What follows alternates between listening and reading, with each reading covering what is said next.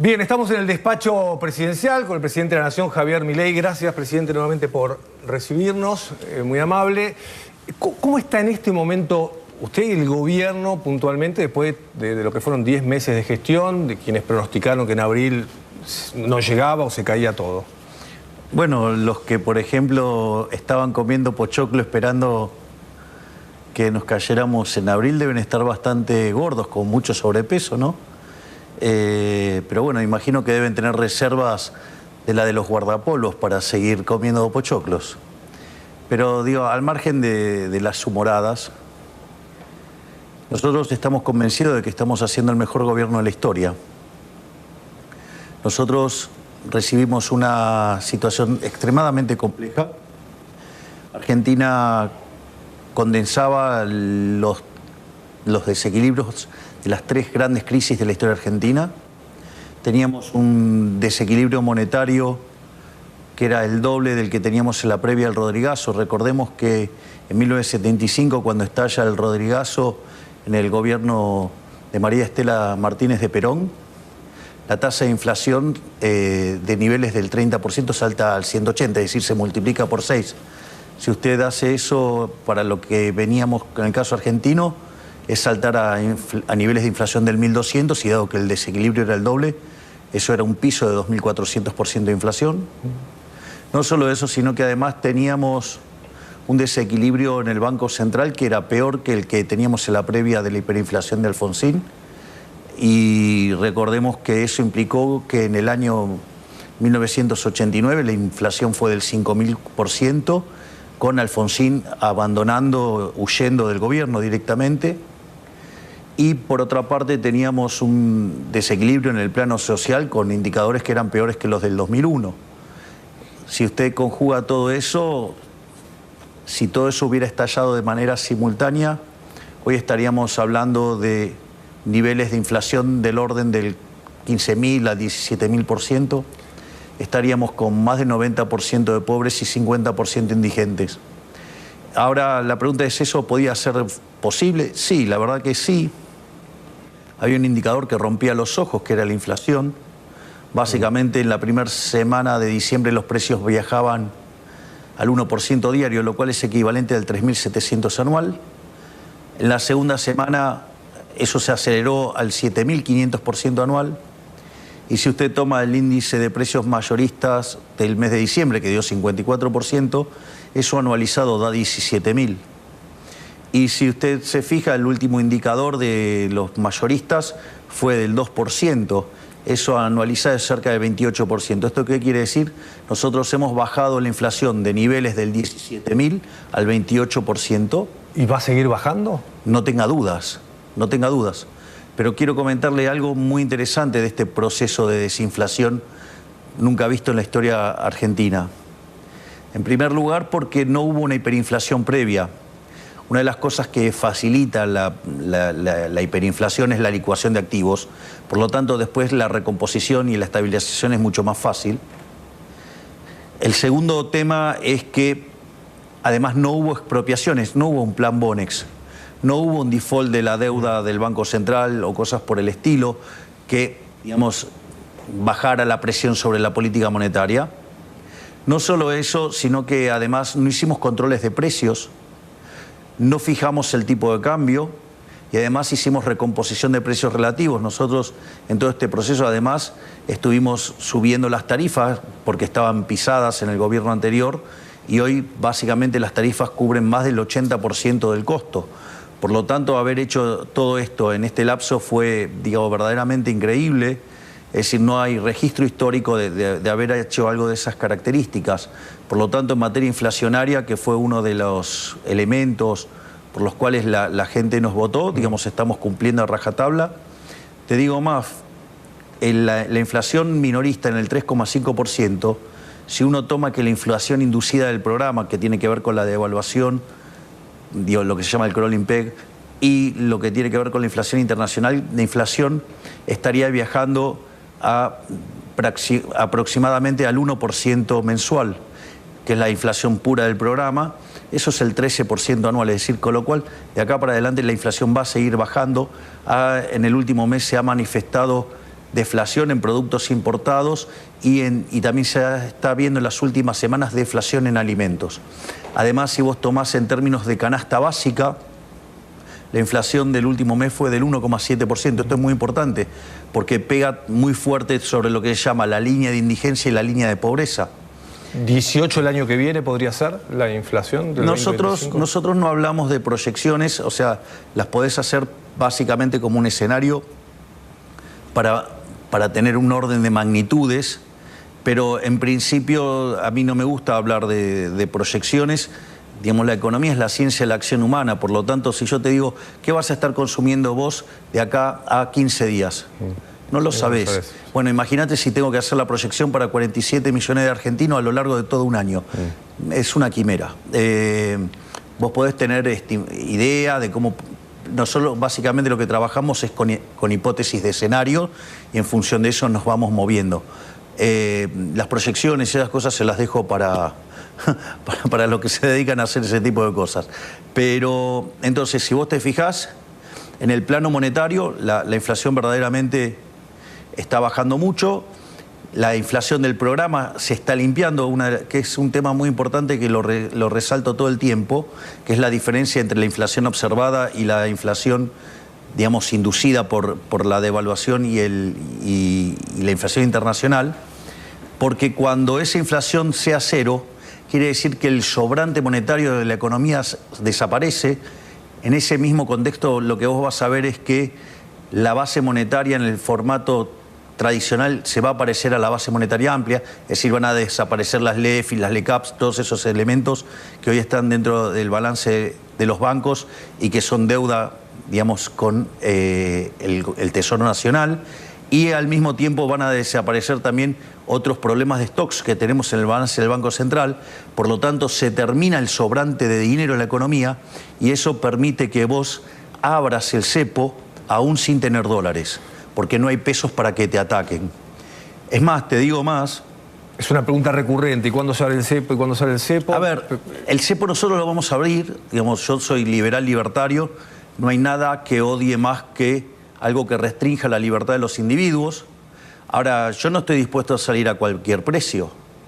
Una de las cosas que yo sigo sosteniendo es que muchos, en especial el kirchnerismo, consideraba que nosotros no éramos liberales libertarios, sino que creían que éramos liberales libertarados. ¿Por qué? Porque creían que nosotros íbamos a abrir el cepo el primer día. Y fíjate lo que pasaba.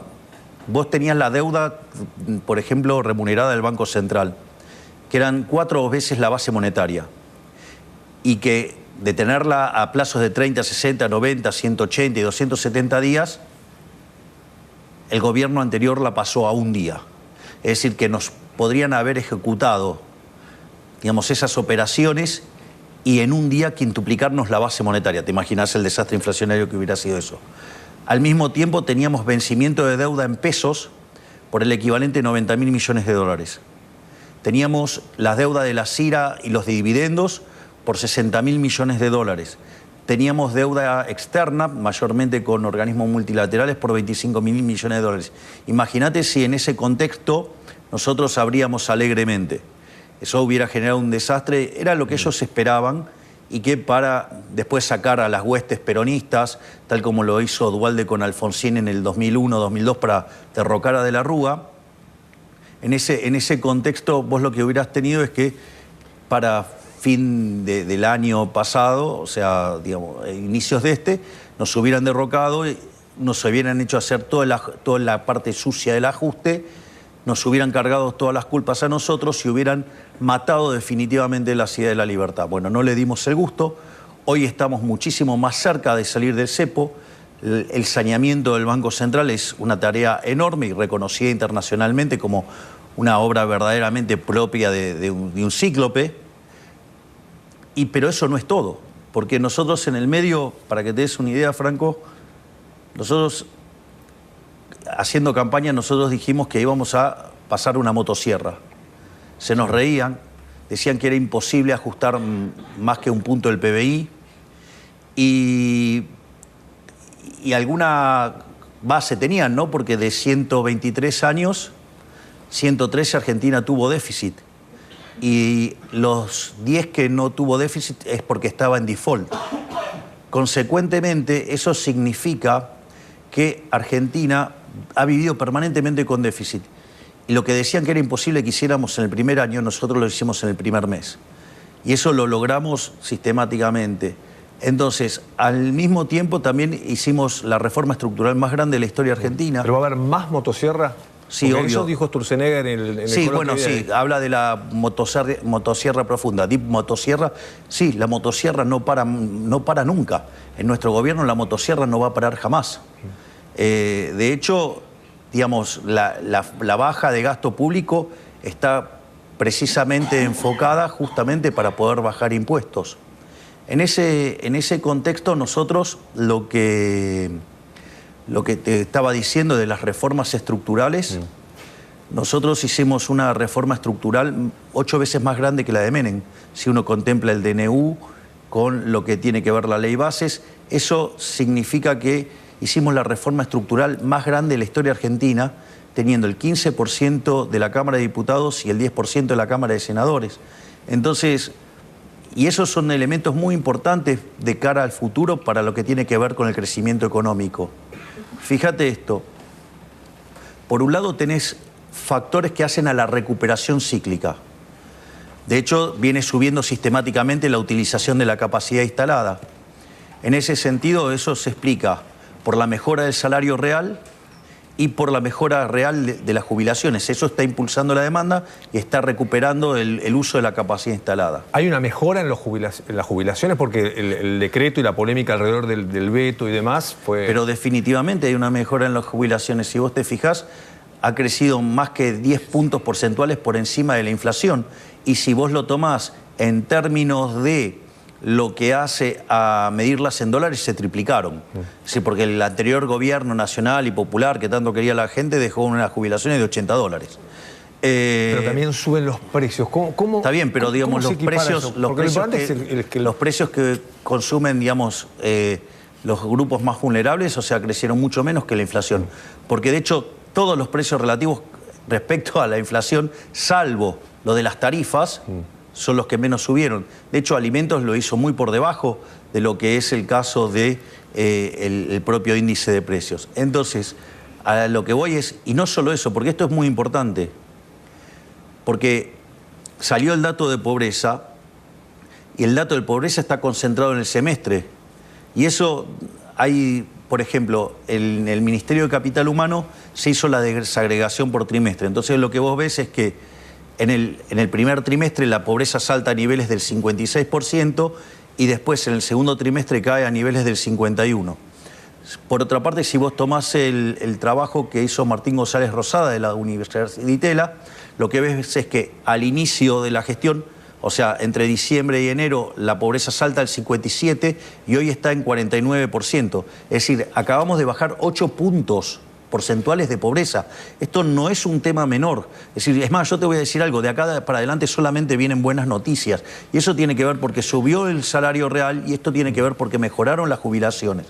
Otra cosa que también hace a la recuperación cíclica es el hecho de lo que se llama el ciclo de stocks.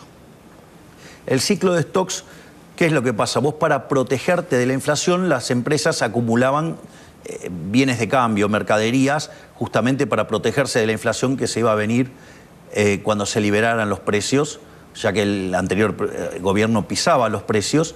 Entonces, ¿qué es lo que sucede? En ese contexto se acumuló stocks. Entonces, eso lo que hizo fue profundizar la caída del producto en el primer trimestre porque hubo que liquidar esos stocks.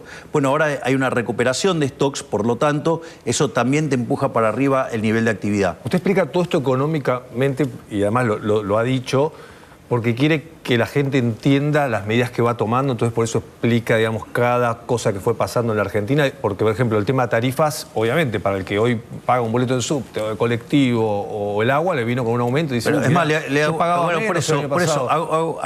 hago el contrafáctico. Si quiere, hagamos cero las tarifas.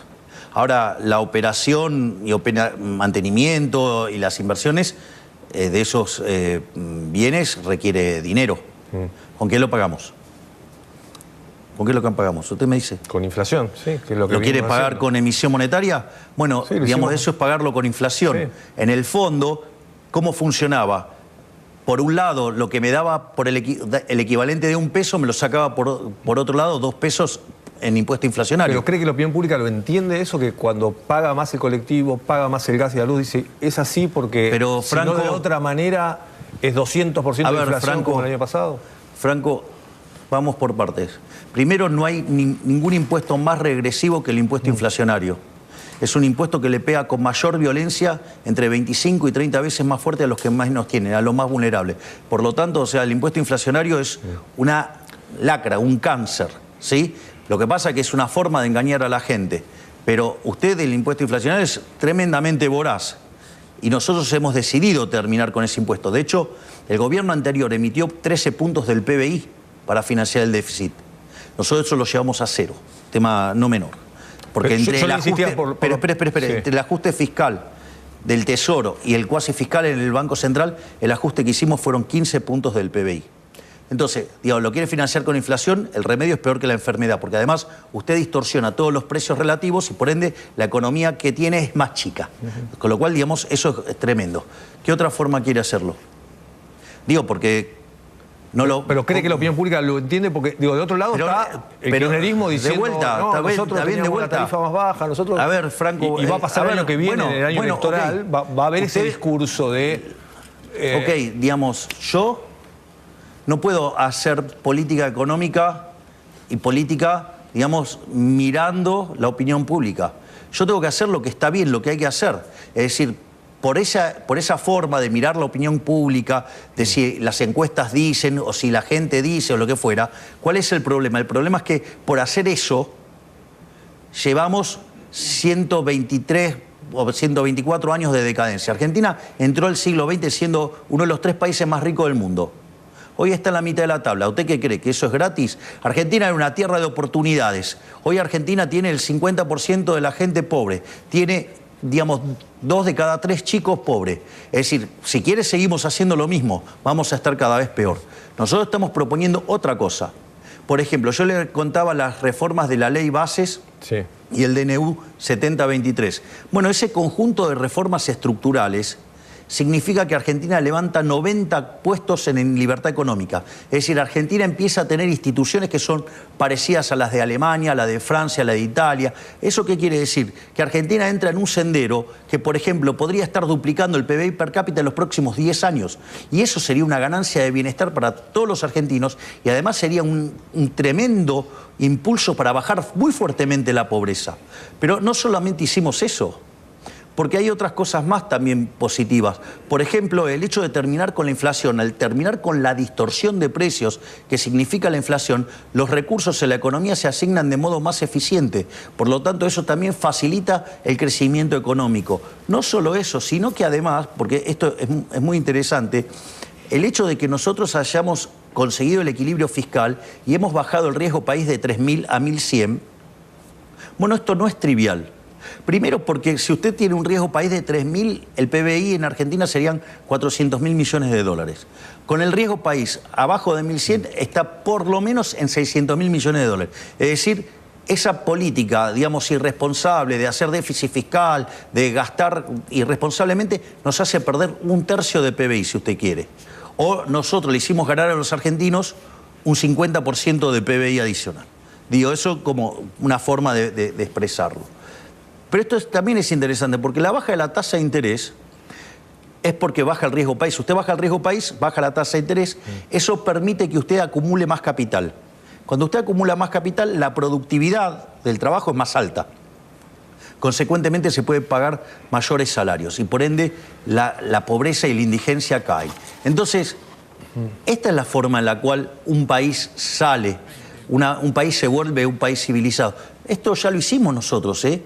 Lo hicimos en 1860 y de ser un país de bárbaro, en 35 años nos convertimos en una de las 3 potencias mundiales. Entonces digo, ¿se puede hacer? Sí. ¿Quiere tomar ejemplos más cercanos en la historia? Tome Irlanda. Irlanda era el país más miserable de Europa. En 40 años, ¿usted sabe cuánto es el PBI per cápita de Estados Unidos? No. $70.000. ¿Sabe cuánto es el de Irlanda? No. ¿Arriesga? ¿Más? ¿Es mayor? $105.000. O sea, es 50% más grande que el de Estados Unidos. ¿Ve que se puede hacer? Y ahora, esta fue una semana muy buena en lo económico, ¿no? Usted lo contó recién, bajó el dólar, baja el riesgo país. Ahora, en la calle hubo ruido, ¿no? Tuvo el tema de los estudiantes, hubo situaciones además violentas, hubo situaciones de escrache, ¿no? De piña, de trompada en algunas universidades. ¿Cómo llega? ¿Es política eso o qué cree de los estudiantes, ¿no? ¿Lo siguen apoyando usted o lo que está pasando es muy interesante el tema de los estudiantes. Es un tema, digamos, porque justamente las universidades es lo que se considera en Argentina una vaca sagrada. De hecho, los políticos perversamente utilizan estas causas nobles para esconder el robo. Lo mismo hicieron también con los planes sociales.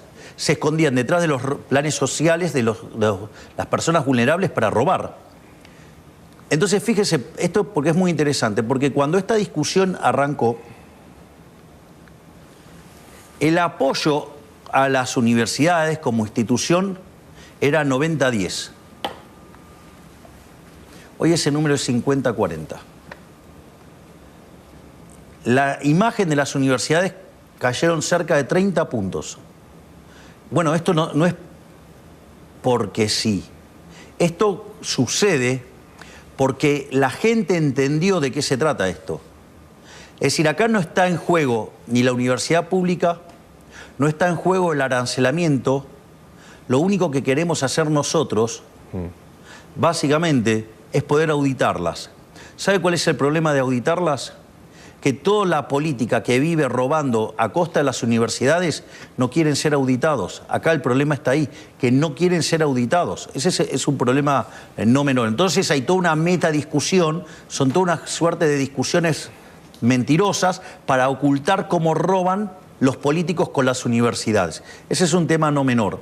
Es más, no solo que se ha derrumbado brutalmente la imagen de las universidades, sino que además cuando usted mete el problema de la auditoría, la posición del gobierno está favorable en 40-30. Y si usted hace una encuesta preguntando auditoría sí, auditoría no, el gobierno está arriba del 80% arriba, favorable. Sí, claro. Y eso, ¿sabe cómo se ve? Usted lo puede ver muy fácilmente.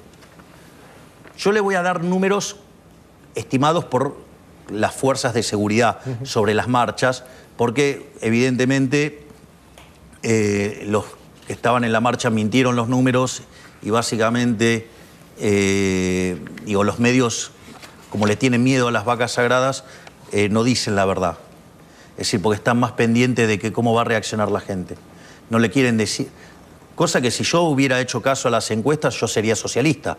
Porque cuando yo empecé a ir a televisión, la gente parece que se olvida que yo enfrentaba 15 personas a uno, digamos, donde yo era el único donde defendía la ciudad de la libertad. Yo estaba más solo que Adán en el Día de la Madre. Es decir, ser liberal, cuando yo defendía la idea de la libertad, era una mala palabra y las reuniones de liberales en un ascensor sobraba lugar. Eso cambió, claramente. Bueno, eso es un punto a favor. Ahora, fíjese esto. Yo le voy a hablar de los números oficiales de las fuerzas. Después usted corríjalo como quiera, yo no tengo problema. Yo le paso los números que tenemos nosotros. Usted tiene que en la primera marcha hubo 230.000 personas. En la segunda hubo 60.000. Es decir, cayó a un cuarto. O sea, perdió 3/4. 60.000, usted puede juntar 60.000 personas con todo el aparato peronista. Es decir, por ejemplo, solo con camioneros puede armar una marcha de esas características y algunos sindicatos adicionales. Si usted a eso le suma el kirchnerismo, le suma la izquierda, le suma a los radicales, es decir, usted tiene ahí todo el tren fantasma y de 230.000 cayeron a 60.000. ¿Sabe qué quiere decir eso? Que en la segunda marcha casi no había estudiantes. ¿Y sabe qué es lo que usted se da cuenta también? Que cuando fue que se votó el veto en el Congreso, hicieron una convocatoria, juntaron muy poquitos. O sea, ¿qué quiere decir esto? Que los estudiantes empezaron a darse cuenta que los estaban utilizando para defender el robo de los políticos que viven de las universidades. No solo eso, si usted se fija, es muy interesante lo que está pasando con cuando quieren hacer las tomas. Porque aquellos estudiantes que quieren ir a estudiar, que sería lo lógico, ¿no? Querer ir a estudiar, son agredidos, golpeados, ya sea por los kirchneristas, por la izquierda, por los radicales. Es decir, justamente los que están profundamente relacionados con el negocio de las universidades. Y esto es muy interesante porque aún así la gente se está rebelando. Es decir, si usted se fija, ahí las universidades está todo fragmentado. Las últimas manifestaciones que hicieron, verdaderamente, ya, digamos, eran 1.500 personas, 300, por lo tanto, digamos, usted lo que ve es que eso se ha degradado y que los estudiantes tomaron conciencia que efectivamente los estaban utilizando políticamente. El debate va a volver ahora en el presupuesto cuando se discuta el presupuesto educativo del 2025. Bueno, para eso está... Y ahí el gobierno cree no, que... para eso está digamos, el Congreso. Mire, yo mandé una ley que es déficit cero. Usted si quiere aumentar una partida, tiene que bajar otra. Ya está, mire qué fácil. O sea, si quiere más presupuesto para educación... Que se lo saquen a otro. Que lo determinen los políticos. Mire qué fácil. Pero el déficit cero no se negocia. ¿Se sintió acompañado con el veto cuando tuvo que vetar a los jubilados y hubo 87 diputados, ahora cuando tuvo que vetar el tema del financiamiento educativo? Y obviamente, y he manifestado mi agradecimiento a todos los diputados que no son de La Libertad Avanza que acompañaron. La verdad es que estoy muy satisfecho porque son personas que han decidido poner primero los intereses de la patria por sobre, digamos, los intereses mezquinos de la política. Yo creo que la imagen más repugnante, más rastrera y miserable de la política la mostró el discurso de Miguel Pichetto. Cuando dice, Milei cree que gana con el veto, pero pierde. Es que él piensa en términos de la vieja política. Él piensa en términos populistas. Bueno, no por nada fue el jefe de la bancada del kirchnerismo en el Senado por tanto tiempo, ¿no? Es decir, él piensa en términos populistas, piensa en la toma de decisiones mirando las encuestas. Es decir, tiene mucho de populista y de estadista nada. Y esto es muy importante. ¿Por qué?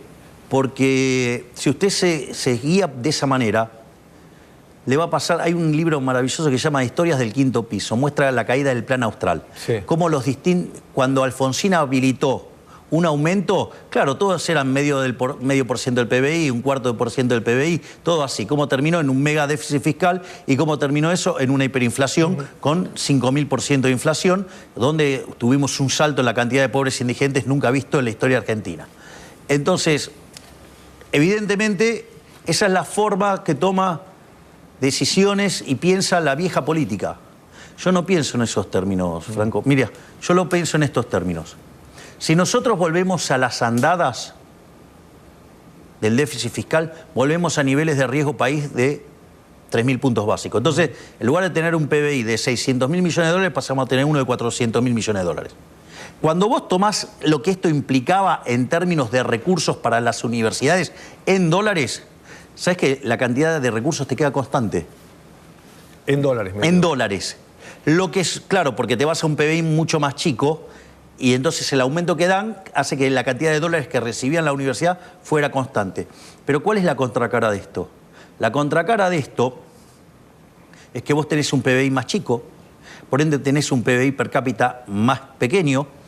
Y una de las cosas que nosotros descubrimos en este estudio que hicimos con el equipo de Federico Sturzenegger es que esa caída que vos observás, 1/3 es por menor actividad, pero 2/3 es porque te salta el tipo de cambio real. Que te salte el tipo de cambio real significa que somos mucho más pobres en dólares. Y como los productos vinculados al sector externo son los que están ligados a los alimentos, ¿qué es lo que pasa? La cantidad de pobres e indigentes te crece mucho más que proporcionalmente. Entonces, misma plata para las universidades, menos PBI per cápita, mayor inestabilidad macroeconómica y mayor cantidad de pobres e indigentes. Digo, me parece que la cuenta no cierra para nadie, porque hay un espacio que quedará constante y todos los demás pierden. Entonces, o una de dos, o no saben hacer las cuentas, o verdaderamente están haciendo una movida política. Y claramente tiene que ver con una movida política. Están desesperados porque se les están terminando las cajas desde las que roban. Y eso nosotros no vamos a ceder. Bueno, el senador Lustó justamente dijo que Macri mandó a votar y acompañarlo en los vetos para hacer negocios, o por negocios, o porque usted le daba cargos sugirió esto, ¿no? Dijo directamente, que por negocios vota cualquier cosa Macri, esa fue la frase. Bueno, yo entiendo que Lustó tenga este tipo de frases, porque claro, él piensa así. Usted recuerde que el ladrón cree a todo el mundo de su misma condición. Es más, él en sus líneas tiene al diputado Martín Tetaz, que es lo que, digamos, me desafiaba durante la campaña diciendo que cada vez que había que sacar una ley o algo, había que entregar cargos, o sea, una forma muy corrupta de hacer política, sugería el diputado Tetaz. Entonces no tengo dudas que el ladrón cree a todos de su misma condición y Lustó crea que digamos, todos hacen políticas como el espacio de él, por cargos, acomodos y demás. En realidad eso no es así. Yo, digamos, cada vez que tengo que evaluar un puesto, obviamente que yo tengo una gran relación con el presidente Macri y a veces nosotros tenemos algunas propuestas para cubrir y yo las consulto con él. Porque la verdad que la experiencia tiene un valor importante en estas cosas y entonces hay sectores que son muy delicados y yo los discuto con él. Y yo le hago una pregunta. Usted es un seleccionador. ¿De qué cuadro es? De Vélez. Le hago una pregunta. ¿Y si usted tiene un gran jugador de Chicago, no lo pondría? Sí, claro. Bueno, digamos, acá es lo mismo. O sea, yo, digamos... encima ni siquiera somos antagónicos. Sí, sí. Entonces, ¿qué es lo que quiero decir? Si usted me puede aportar personas valiosas para resolver los problemas, yo no tengo ningún inconveniente en incorporarlo a la estructura. Usted, presidente, dividió el arco ideológico, me acuerdo, hace mucho tiempo, antes de ser presidente. Había dicho, de un lado van a estar esto, de otro lado van a estar... De un lado los que abrazan las ideas de la libertad, del otro lado los colectivistas. Exacto, eso lo dijo antes de ser presidente. Y ahora... Está pasando eso, ¿no? Pero cuando yo decía que eso iba a pasar, decían que estaba loco. Sí. También lo logré. Sí. ¿Usted se da cuenta? Mire todas las cosas que eran imposibles. Era imposible bajar la inflación del modo que le hicimos. Lo estamos haciendo. Era imposible alcanzar el déficit cero en un año. Lo alcanzamos en un mes. Era imposible limpiar el balance del Banco Central. Lo hicimos en 6 meses. Era imposible terminar con los piquetes. Lo terminamos al mes de gestión. Hace 4 meses que no hay un solo piquete y no se volvió a cortar nunca más la calle. ¿Qué me cuenta? Mire la cantidad de cosas que eran imposibles y que nosotros las estamos haciendo pese a tener la menor representación de la historia. Es más, si yo le hubiera dicho que íbamos a hacer una reforma que era 8 veces más grande que la de Menem, que fue la más grande de la historia, con 15% de la Cámara de Diputados y 10% de la Cámara de Senadores, ¿qué me hubiera dicho? No, muy difícil, pero... Bueno, de hecho lo hicimos. ¿Y ahora el 2025 van a ir juntos, van a estar con... ¿Eso está claro o todavía hay mucho para discutir? Por ejemplo, en Provincia de Buenos Aires, ¿van a hacer una alianza el PRO y la Libertad Avanza? Nosotros tenemos un alto grado de afinidad y estamos dispuestos a cada día trabajar juntos de manera mucho más profunda. Y eso imagino que hacia el 2025 lo más probable es que nos encuentre juntos defendiendo la ideas de la libertad. ¿En la ciudad también? A mí mi idea es ir, digamos, llegar a una confluencia total en todo el país. Y está trabajando Karina Milei en el armado del partido en todo el país. Exactamente, ya tenemos partido. Sí. Algo que también decían que era imposible. Sí, cierto. Y, bueno, usted se da cuenta, ¿no? ¿Va a ser candidata? Nosotros somos un gobierno que ha corrido todos los límites de lo que se llamaba imposible. Para nosotros no hay nada imposible. Ahora le quiero preguntar qué viene, pero no quiero perderme de preguntar si Karina va a ser candidata el año que viene, si está decidido, si es una posibilidad. Mire, está en París en este momento. Sí. Está presentando Marca País. O sea, una forma de llevar los productos argentinos al mundo y mostrar la Argentina al mundo. Lo interesante es que es una decisión de ella. Yo le diría que no la veo con intenciones. O sea, creo que lo hace más por el hecho de que tengamos una estructura y no tengamos que ceder a ciertas extorsiones propias de la política. Pero eso tiene que ver con las preferencias de ella. Mire, yo le voy a decir algo. A mí cuando Spert a fines del 2018 se lanzó a la carrera electoral en New York City, recuerdo que vino nuestro prócer, el máximo prócer de las ideas de la libertad en Argentina, que es Alberto Venegas Lynch, hijo, el papá de Berti. Sí, sí, claro. Qué diputado metía ahí, la verdad. Pero mire qué interesante, Franco, porque me vino a ver Alberto y me dice, bueno, me imagino que usted no se va a meter en política, lo necesitamos en la batalla cultural. Y yo le dije, mire, profesor, voy a contestar literalmente lo que dije. Ni en pedo. Claro. Bueno. Está, presidente de la Nación. Es el presidente de la Nación. Claro. Pero, por lo tanto, digamos, esas cosas son dinámicas. Podría ser candidata, lo va a decir Karina Milei. Es una cuestión de ella. Digo, te propongo que vengas otro día, vayas a la oficina de al lado y le preguntes a ella. Yo, en principio, para hacer ese tipo de pronósticos no soy muy bueno, que digamos. Y lo llevo ahora sí al tema oposición. Lo ve a Axel Kicillof como el candidato del kirchnerismo, a Cristina Kirchner, que están peleando entre ellos, están discutiendo poder. Y usted, el gobierno parece querer polarizar con Cristina. No es un problema para mí, es un problema de la oposición. Es un problema de la oposición. Ahora, digo, también hay una parte de morbo y que me encantaría meterle el último clavo al cajón del kirchnerismo con Cristina adentro. Frase fuerte del presidente Javier Milei respecto a que quiere ser quien ponga, dice él, el último clavo al cajón del kirchnerismo con Cristina adentro, dice el presidente de la Nación. Quedan algunos aspectos relevantes. Lo que vamos a ver ahora es, bueno, un momento de tensión, uno de los capítulos que tiene que ver con los medios de comunicación. Para Milei, el 85% de los medios, de los periodistas mienten.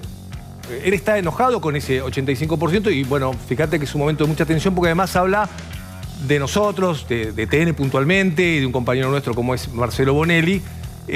Así que se da un momento de mucha tensión por el tema medios de comunicación. Mirá. Voy a mantener las universidades públicas no aranceladas y dicen todo lo contrario. O mire todas las cosas que dijeron en la campaña negativa. Fíjese lo grave de esa campaña negativa, donde los medios fueron cómplices de expandir todas esas mentiras. Entonces, ahí en ese... De hecho, me hicieron la campaña negativa más grande de la historia de la humanidad. Eso para tener claro, y que hubo fuerte complicidad en los medios y en los periodistas mintiendo abiertamente por dinero en contra de una persona. Metiéndose con mi familia, con mis perros, con todos. O sea, solo para... Eso pasó, pero no pasó en No. Pasó, pero el lomo que se lo bancó fue el mío. No, y sigue pasando, porque bueno, hay situaciones, entonces, pero digo, también hay un rol del periodismo que es muy bueno, no todo es lo mismo. No, solamente es el 85% el que miente todo el tiempo. Entonces, lo que digo es, la verdad que lo que digan ya, digamos, me tiene sin cuidado, si el 85% de lo que dicen es mentira. Así que digo, ¿cuál es el problema? Pero usted, ¿qué interpretación haga? Que haga la que quieran. En algún momento Trump, por ejemplo, dijo que él atacaba a los medios porque buscaba desacreditar para que después los medios no lo ataquen a él. Entonces le pregunto, ¿a usted le pasa eso con el periodismo, que no le gusta que lo critiquen o está enojado por todo porque en la campaña hubo mentiras? A ver, ¿sabes qué? Mira, vos me querés preguntar, digo, yo te contesto. Voy a ir contra un periodista de tu casa. No, presidente. Ahí está. No, dale. Digo, pará, ¿te gusta el durazno? Bancate la pelusa. ¿Te gusta el durazno? Bancate la pelusa. ¿Te gusta el durazno? Bancate la pelusa. ¿Vos me planteaste el punto? A ver. Yo te contesto. El señor Marcelo Bonelli. El señor Marcelo Bonelli mintió descaradamente sobre el motivo del alejamiento de Mario Russo, ministro de Salud. Mario Russo, por cuestiones personales y por cuestiones de funcionamiento, decidió renunciar. Un profesional enorme, honesto, buena persona, y el señor Bonelli dijo que lo eché por chorro. Eso le ensucia el currículum, le ensucia su vida a una persona absolutamente inocente. No solo eso,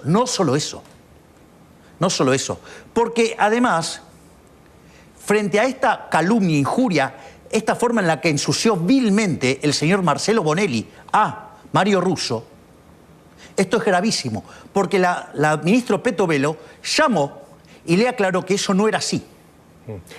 No, porque esto es gravísimo. Sí, ahora le quiero Entonces, decir algo. no Sí. solo que se lo aclaró, se lo explicó y se lo dijo, sino que al otro día en Radio Mitre lo repitió. Motivo por el cual la ministra Petovelo levanta ese fragmento diciendo que es Y lo mentira, llamó por y teléfono. obviamente yo me metí eso, y después Bonelli llama, digamos, no, porque esto es más grave, y lo voy a contar todo, ¿sí? Porque esto es muchísimo más grave. Entonces llama llorando, no, pero ¿cómo el presidente me va a hacer eso? Cuando estaba mintiendo, estaba ensuciando a una persona, le estaba arruinando su vida profesional, diciendo que es chorro, lo cual es inadmisible. Igual después Franco, déjeme decir algo a mí. No, Sí. bueno, está bien, digo, a mí me importa nada. Lo sé, pero... A ver, lo que voy a igual decir es yo lo sí quiero siguiente. decirle algo, sí. No solo eso, porque cuando ya, digamos, Bonelli llama llorando, ¿sí? Como han pasado otros por acá, periodista de la casa también llorando después de haber mentido abiertamente sobre la campaña. Entonces, en ese contexto, lo que le dice, no, a mí me lo dijo una alta fuente. Entonces, ¿cómo alta fuente? No, bueno, la alta fuente número 1 no, porque el presidente no me contesta el teléfono. Entonces, ¿quién te lo dijo? Entonces le dice que se lo dijo Santiago Caputo. A mí me resultó raro porque yo tengo claro que Santiago Caputo no habla con Bonelli. Entonces yo lo llamo a Santiago Caputo y valido con él. No, efectivamente no habla con Bonelli. Entonces, vos te das cuenta de lo grave. Ensució a una persona y además me metió ruido adentro del... Porque si Sandra Petovelo no me lo comenta y yo no voy a chequear y a buscar la información... Ya dijo todo usted, presidente. Déjeme decir dos cosas. No, tengo un montón de cosas más para decir de los medios. Pero quiero decir dos cosas yo ahora. Una es, primero, Marcelo Bonelli tiene una gran trayectoria y como cualquier periodista puede cometer errores. ¿A usted le parece eso? ¿Le parece un error? ¿Eso le parece un error menor? Para no debatir con ¿A usted le parece un error menor mentir abiertamente, ensuciar, calumniar, injuriar a una persona? ¿A usted le parece razonable que hay periodistas que extorsionan a personas? Permítame decir esto y lo cierro acá. Estamos muchas horas al aire y muchas veces cometemos errores como cualquier persona. Te lo tomo, Franco. No sé el caso puntual porque no es mi tema y no me corresponde a mí. ¿Sabes lo que es? ¿Sabes lo que pasa con el error? Yo te voy a decir algo. El error, por definición, tiene media cero. Es lo que se conoce como ruido blanco. O sea, un día te equivocás de un lado y otro día te equivocás del otro. Una de las cosas que yo hago es traquearlos a ustedes. Yo los traqueo. Y hay algunos que tienen un problema que estadísticamente se llama autocorrelación. Se equivocan siempre del mismo lado. Sí. El señor Bonelli se equivoca siempre del mismo lado. Bueno. Por ejemplo. Yo digo esto, nosotros estamos muchas horas al aire y muchas veces cometemos errores. Pero vos, ¿qué te crees? Y cuando cometemos errores lo decimos. No, mentira. Porque nunca he visto, digamos, por ejemplo, pedir perdón a aquellos inmorales que dijeron que yo me acuesto con mi hermana o que me acuesto con mis perros. Ok, listo. Bueno, digamos, si hay otros periodistas... Eso no pasó en el canal. Y hay otros periodistas que me han dicho nazi, y hay otros que me han dicho nazi hitleriano. ¿Y quién pidió disculpas? Ninguno. ¿Sabes el único que me pidió perdón? ¿Sabes quién es el único que me pidió perdón? ¿Quién? Pablo Dugan. Así que imagínate en el nivel que están los otros. Igual, presidente, que decir, en TN nunca pasó que dijeran una cosa así. En TN me dijeron otro montón de cosas. Pero sí, han llevado gente directamente a hablar pestes de mí.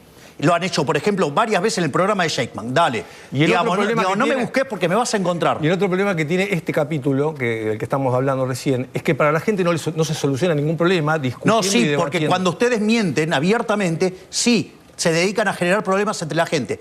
¿Vos sabías que, por ejemplo, el nivel de aceptación con el gobierno en la personal es 55%? Cuando mirás la macro, como la gente no sabe de macro, mira lo que dicen los medios, es 40%. ¿Sabés cómo se llama esos 15 puntos de diferencia? Las mentiras de los medios. Entonces no es que, no me vengas con que son inocentes. Bueno. Porque por algo, digamos, cobran plata durante las campañas para ensuciar candidatos, como lo hicieron conmigo. Bueno, cerramos este capítulo. Bueno, vos te metiste, yo no me metí. No, usted arrancó diciéndolo y yo lo que quería preguntar es si era para desacreditarlo. Pero sí, obviamente hay periodistas ensobrados, medios que trabajan para políticos, eso existe. No en TN y no es... Y hay muchas veces yo te diría que no pongas las manos en el fuego por nadie, te diría, Franco. Ni por los que trabajan en tu medio ni en otro. Qué momento, ¿no? ¿Querés ponerlo de nuevo al final? Ponerlo, si no se escuchó, ponerlo de nuevo al aire. Tenso, ¿no? Tenso momento con el presidente de la Nación, hablando del tema medios de comunicación, porque para el presidente el 85% de los periodistas y los medios son enemigos. Bueno, tenso momento, pero vamos a esta tercera parte que, bueno, tiene que ver con algunas situaciones importantes, porque Milei habla de la AFA, porque Milei habla de la vicepresidenta, de Victoria Villarruel. La entrevista con el presidente en el despacho, en la Casa Rosada, sigue de esta manera, mirá. Lo llevo a un tema que también es importante, que ya que estamos hablando de los medios y que tiene que ver con lo judicial y con la justicia. ¿Cómo lo ve usted el tema judicial, ¿no? Porque ustedes han presentado a dos propuestas para juez de la Corte, eso no avanzó, hay una gran cantidad de vacantes todavía en la justicia, y yo sé, presidente, que usted el tema es como que no... Yo, digamos, lo dije en la campaña y lo voy a seguir intentando, es tratar de tener una justicia absolutamente independiente. Y eso es lo que voy a tratar de hacer. O sea, ahora, si después el Senado me lo bloquea, bueno, la vida, digamos, trataré de hacer lo que puedo. Yo no me puedo meter adentro del Poder Judicial, más de las atribuciones que tengo de nombrar, digamos, como el caso, digamos, de los dos jueces que yo propuse para la Corte. Pero digo, además hay juzgados vacantes, y eso pasó en el gobierno anterior y sigue pasando. Y bueno, digamos, yo trato de arreglar las cosas y la máquina de impedir no cede. Pero bueno, digamos, de esto se trata, así funciona la democracia, así funcionan las instituciones, y básicamente voy a seguir trabajando en tener una justicia independiente. Ahora, si usted se fija, igual hicimos un trabajo enorme en materia de judicial, porque impulsamos el juicio por jurados. No solo eso, digamos, estamos trabajando, digamos, hemos presentado una reforma del Código Procesal, una reforma del Código Penal. Entonces, hemos, digamos, sancionado, digamos, tenemos media sanción de la ley de, por ejemplo, del ADN de los violadores. No solo eso, estamos impulsando la baja de imputabilidad, estamos impulsando la ley antimafia. ¡Ey! Estamos haciendo un montón de cosas. Usted dijo que hicieron un montón de cosas imposibles. Y si hay una necesidad, y usted lo sabe porque es economista, es que la justicia dé previsibilidad, que sea un país creíble. Yo soy el primero, digamos, que defiende las instituciones. Así es que, digamos, fíjese que, digamos, en eso soy extremadamente prolijo. ¿Va a ir a China en enero? Es altamente probable que vaya a la reunión de CELAC. ¿Eso es en enero? Es en enero, sí. ¿Pero tiene previsto una reunión bilateral con el presidente chino o eso no está todavía? Es posible, como también podría llegar a ser posible en caso de que se dé en otra instancia también. ¿Pero las relaciones con China están bien? Las relaciones con China están excelentes. O sea, la verdad es que me sorprendieron porque son un socio sumamente amigable. Y no solo eso, sino que ellos lo único que quieren es que no los molesten. O sea, y la verdad que si lo único que quieren hacer es comercializar... Esa frase la dijo, ¿qué quiere decir que no los molesten? ¿Qué sería? No, digamos, o sea, no entrar en confrontaciones. O sea, ellos lo que quieren es ser un socio comercial. Y la verdad que los productos que necesita China, digamos, nosotros somos grandes productores. Por lo tanto, hay una ganancia de bienestar mutua de explotar las oportunidades de comercio. ¿Y eso tiene algún impacto en la relación con Estados Unidos, que usted siempre la marcó como prioritaria? Bueno, yo en términos geopolíticos soy aliado de Estados Unidos, de Israel y de todo lo que se llama el mundo libre, que son todas las democracias liberales. O sea, yo estoy a favor del mundo libre y en contra de los autócratas. Y eso le tiene que quedar bien claro. Eso yo lo dije en campaña. Y fíjese esto, mi posición a favor de Israel, defendiendo, digamos, el derecho a legítima defensa de Israel, digamos, fue el que más profundo fue eso. No solo eso, además lo reafirmé en la ONU, no solo eso, sino que también fui el primero en defender a Ucrania contra Rusia. Entonces, usted me va a encontrar siempre del lado correcto de la historia. Pero China igualmente es un país comunista. Bueno, está bien, digamos, pero mientras que, digamos, o sea, no se meta con otros países... Y yo se lo pregunté, pero falta tan poco, se tengo que preguntar de nuevo. 5 de noviembre votan en Estados Unidos. Presidente, ¿usted le da lo mismo que gane Trump o Kamala Harris? Yo le voy a explicar de vuelta. Cuando se lo pregunté estaba Biden, así que se lo puedo volver a preguntar. Le voy a preguntar de nuevo, le voy a decir de vuelta. A mí me eligieron para ser presidente de los argentinos. Estratégicamente yo he decidido ser aliado de Estados Unidos. Y eso es independientemente de mis preferencias, ya sea ganen los republicanos o ganen los demócratas, yo voy a seguir siendo un aliado de Estados Unidos. Clarísimo.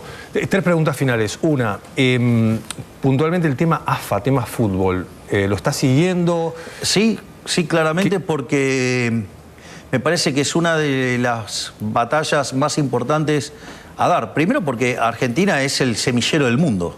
Es decir, los mejores jugadores de fútbol del mundo salen de acá. y nosotros podríamos tener una liga local de muchísima mejor calidad si no fuera por los manejos turbios que tiene la AFA. De hecho, la Inspección General de Justicia ordenó que era inválido hacer el adelantamiento de elecciones que propuso el señor Tapia. Es decir, parecen Venezuela con Maduro, ¿no? Que adelantaron la Navidad. Bueno, adelantaron las elecciones de manera irregular. Por lo tanto, esta causa va a seguir en la justicia. Y además también debería haber una apertura mental por parte de las personas acerca de que nadie está obligado a cambiar de modelo societario. Pero si alguien lo quisiera hacer, tienen que darle la posibilidad. Es decir, ¿cuál es el problema? ¿Por qué les molesta que la gente pueda elegir?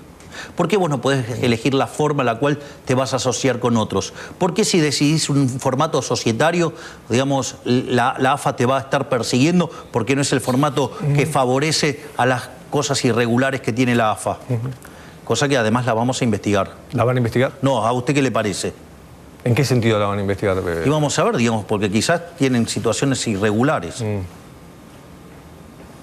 ¿Eso lo va a hacer la Inspección General de Justicia? Lo hará el órgano que tiene que revisar este tipo de cuestiones.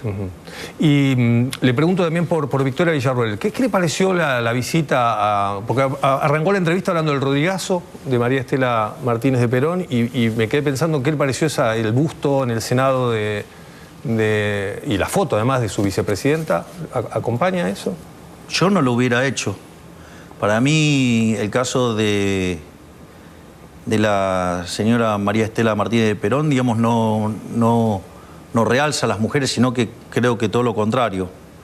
Digo, no creo que, digamos, haya llegado a ese lugar por sus méritos, digamos, intelectuales y profesionales. Yo creo que ahí, digamos, hay un error. No solo eso, sino que además me parece que ser, digamos, un gobierno de las características del de María Estela Martínez de Perón, que derivó en el Rodrigazo, que implicó sextuplicar, digamos, la tasa de inflación, quintuplicar la cantidad de pobres, me parece que no es un modelo a seguir, y tampoco me parece razonable hacer una reivindicación de alguien que creó la AAA.